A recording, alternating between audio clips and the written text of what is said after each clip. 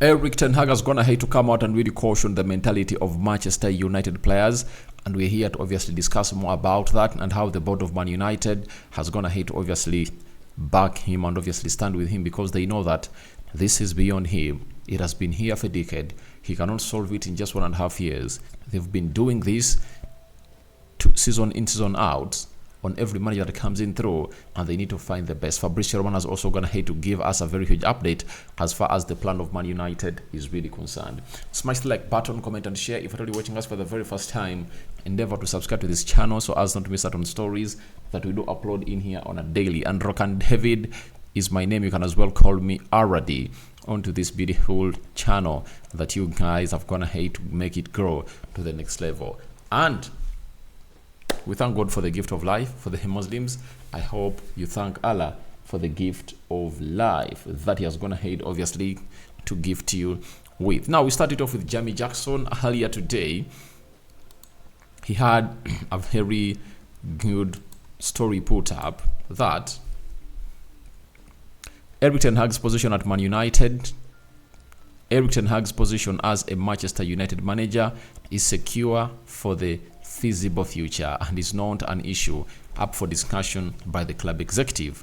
That is a very huge story and big one that obviously gets us to where we want to be, because you cannot come out and obviously not have a manager like Erik Ten Hag. You just have to keep him and obviously to it that he gets where he deserves to be. Now, Erik Ten Hag retains the trust of the hierarchy, who consider him the ideal manager to help the team progress in the long run. It is internally admitted that he has been plagued by injuries. He has been plagued by injuries with 12 players out at one point. And obviously, some people won't say that. Some people will say injuries don't matter. You're Man United, you're supposed to win every game. I understand. You're supposed to win every game. But trust me, no team can have all those injuries and obviously continue to win the game of football. Look at Manchester City. They are only having Kevin De Bruyne out, John Stones, Bernardo Silva, and the suspension of Rodri, but they are not playing very, very well. That is Man City for you. So what does that show you? That having lost these games as the season started, it's really hurting and haunting for the fans of Manchester United, and we wouldn't like to find ourselves in a position of really losing such games. But it will come to understanding that injuries have been injuries for Man United, and you all know exactly how everything is really happening, you know. So to our plan as a team of Manchester United, we need to obviously come in through with the best of the best and obviously get to know the best solution for the manager. And these injuries have gone ahead to cost us games, because you rather have 11 players fit in every position, but having players who are really unfit and they're really suffering from injuries is really ridiculous. And it goes back to what this board is fond of doing.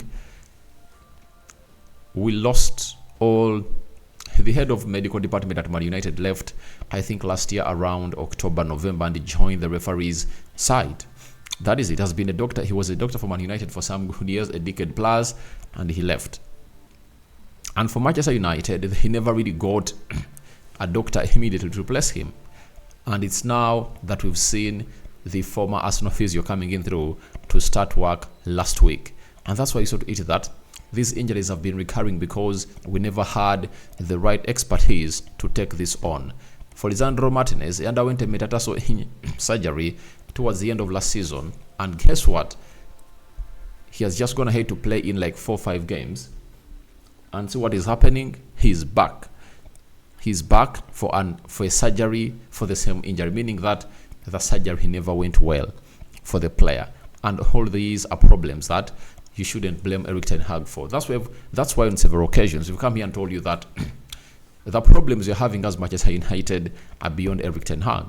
You know, trust me, if we have that squad fully fit, especially if at all we can have a left back, you know, the central defenders, the midfielders, and the forwards, then everything is going to go on well and the team is going to be balanced very well. But right now, the team is really unbalanced according to the problems that we are going through at the club of Manchester United. So for me, I knew the board have to back Erik ten Hag because he had a very good season.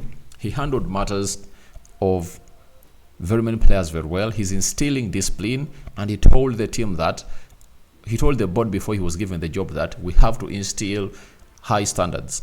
If we don't instill high standards in this team, then the rest will be history. We won't get back to where we were, and the lost glory won't be brought back to the modern days if at all we don't go that side. And that's why the board is leaning on him and obviously seeing to it that the way he's obviously bringing in young talent from the academy is really amazing. When you look at what he has gone here to do ever since he came in through, Garnacho, Hannibal, Kobe Menu, Facundo Pelestri, Amad Diallo, 5 good players from the academy that you can obviously resonate with as far as everything is really concerned. So to my understanding, it's something great, and there is no way we are obviously not going to go to where we deserve to be.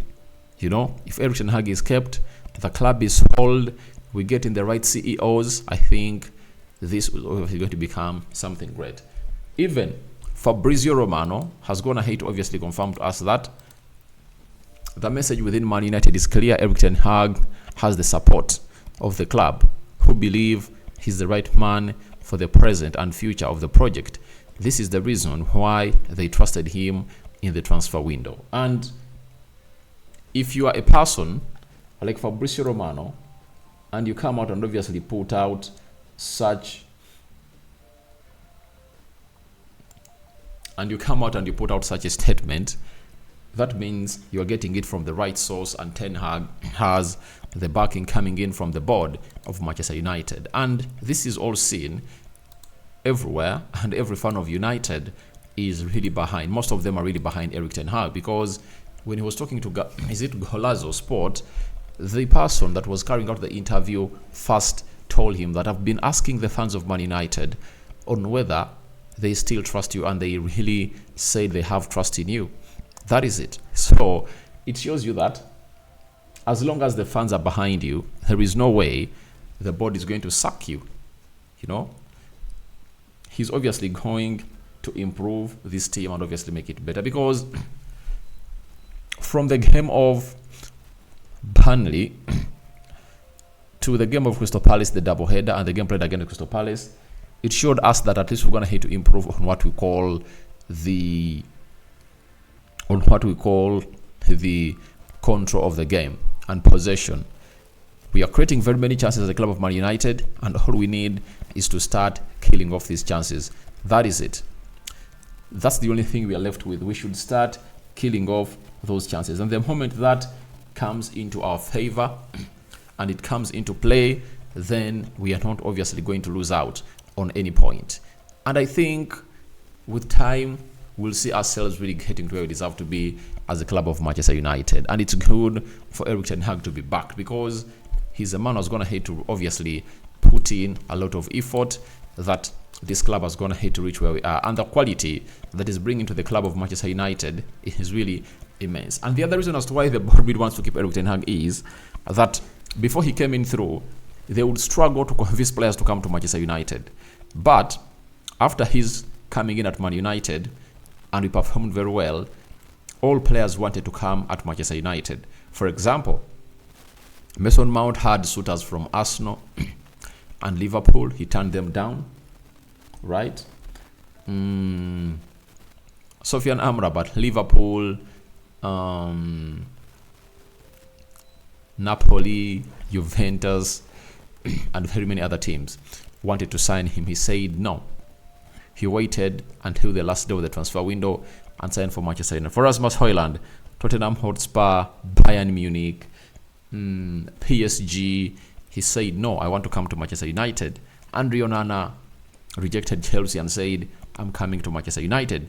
I think that's another reason that the board is really looking at to keep Erik ten Hag here, because he has a lot to do, and how he does other jobs to offload the technical department of Manchester United. Now, but amidst the board having a lot of confidence in Erik ten Hag, the correspondent of United for ESPN, that is Rob Dawson, has confirmed to us that Erik Ten Hag has raised the issue of having the right body language when setbacks happen in games, and is increasingly frustrated that his message isn't getting through a particular members of his squad. And he's right, because you can't tell me that we concede goals like that. Every time we score, we concede. Every time we score, we concede. That is really uncalled for. It is really unbecoming, and we cannot obviously see it happening. So I understand what the board is going in through, and Ten Hag is trying to obviously rectify the mentality of these players at the club of Manchester United. You know, sometimes the brain really does a lot of stuff, and with the injuries that we've been having, you understand that the cohesion is not yet here. We're not keeping clean sheets, and Urana has costed us close to 3 goals this season, and everything is not adding up. And all what should save us is to have a better side to really take this to the next level. And if at all I was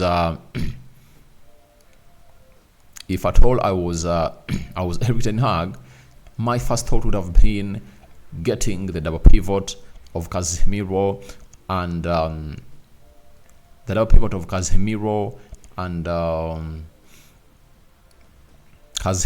Amrabat into play first and foremost. Then secondly, I get Bruno Fernandes to play ahead of them, to be 100% sure that I'm having a very strong double pivot into that midfield. That is it. That is the solution. But looks like he wants to play him off the left back. I think I was going to play the 4 games. The experiment was going to have to work out. The previous 2 games, Amrabat was going to have to cost us 2 goals, but you don't blame him, because that's not his position, and Ten Hag is playing him out of position. So we would like to see the best of Erik Ten Hag when it comes to really getting that double pivot into play, because we need it as up. And the game of Brentford, if we don't get that into play, we are obviously going to find ourselves in a situation of really not getting to where we deserve to be. So that is Erik Ten Hag for you and his plan. He's cautioning the mentality of the players because they concede very many goals, and these players should get to know that they are paid to do the job, and they should obviously get things right. For Bruno Fernandes, he needs to obviously lead the team, but he's looking like he's very sloppy, and he's gonna hate to fall off hugely. But they really arrived at Old Trafford today evening to undergo the recovery training session. That is Bruno Fernandes arriving at the club of Manchester United. He really had a very abysmal game yesterday. Andre Onana arriving at Manchester United, obviously, but he needs to do a lot. And Ten Hag promised to obviously talk to the player to see to it that he doesn't obviously cost the team more and more goals, because those are mistakes that Andre Onana is not known of. That is it.